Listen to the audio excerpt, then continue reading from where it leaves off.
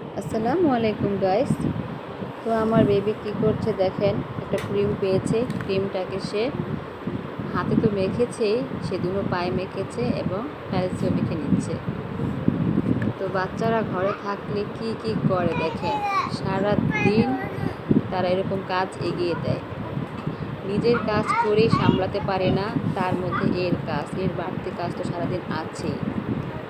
দেখেন, আমি তো ভেবেছিলাম পরেই যাবে, সে পরেনি। গুটি গুটি পায়ে সে ওখানে চলে গেল।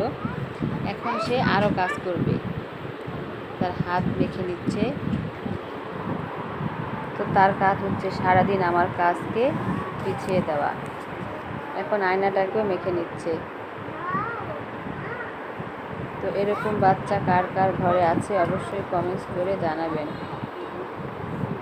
তো এদের কাজ এরা করতেই থাকবে, আর আমাদের কাজ হচ্ছে এদের সামলিয়ে রাখা। তো তার হাত দিয়ে মেখে হচ্ছে না, সে পা দিয়েও মেখে নিচ্ছে। তো আমার বাচ্চা কি কাজ করে সারাদিন সেটা একটু শেয়ার করলাম।